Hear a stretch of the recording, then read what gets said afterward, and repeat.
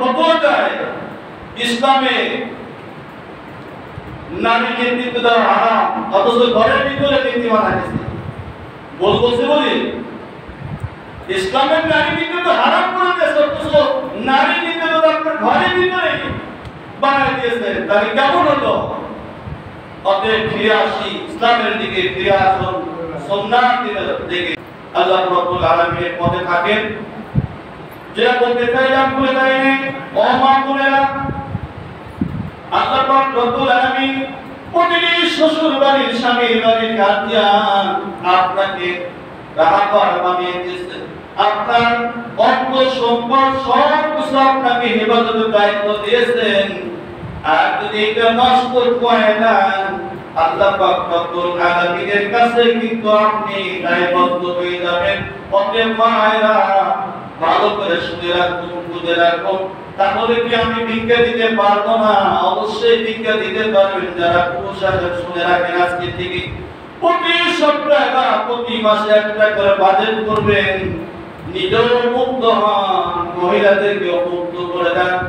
প্রতি মাসের ভেতর পর 500-100 যা পারেন এটা আপনার কাছে দিয়ে বলবেন, এর থেকে তুমি খরচ করতে পারো, এর থেকে তুমি দান করতে পারো, এর মধ্যে আমার কোনো আপত্তি নাই, দাবি নাই। ধরে বলুন না সুবহানাল্লাহ। বলেন তো এটা করেন না? মহিলাদেরকে বাজারে নামাই দিয়েছে তো আপনারা। চাকরি করে সারাদিন কষ্ট করে বলতেছে আমি বাজার করতে পারবো না, আপনি বাজার করে নিয়ে। অধিকাংশ মেয়েরা বাজারে যায়, বলুন নাই কিনা? এই নিয়ে কিন্তু সংসার অশান্তি শুরু হয়ে যায়। না, এটা করবেন না। আপনি বাজারের দায়িত্ব পালন করেন কেন? দায়িত্ব তো পুরুষ মানুষের ছিল। বাজার করতে হবে পুরুষ মানুষ। আর ঘাটে ঘাটে তা দেখেন মার্কেটের অভাব নাই, শুধুমাত্র মা জাতিরা এটা তাহলে কি পুরুষ? অথচ ফতোয়া দেয় ইসলামে নারী নেতৃত্ব দেওয়া হারাম, অথচ ঘরের ভিতরে নীতি মানা গেছে। বলছি বলি ইসলামের নারী নেতৃত্ব হারাম করে দিয়েছে, অথচ নারী নেতৃত্ব আপনার ঘরের ভিতরে বানাই দিয়েছে। তাহলে কেমন হলো? অতএব ফিরে আসি ইসলামের দিকে, ফিরে আসুন সুন্নাতের দিকে। আমি বলতেছি না যেটা করবেন না, অবশ্যই করবেন।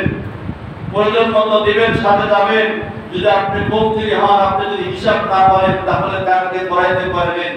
এটা অবৈধ না, জায়েজ আছে, কিন্তু এই নিয়ে সর্বনাশ করবেন না। হাজার হাজার সর্বনাশ হয়ে যাচ্ছে।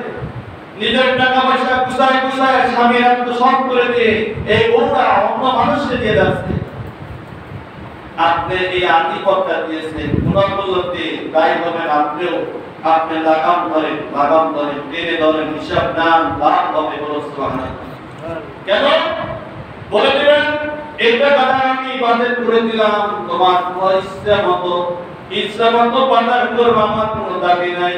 আর আমার এই আমানত দেখার দিকে তুমি কোনদিন নষ্ট করবা না, এটা তোমাকে রেখে দিলাম।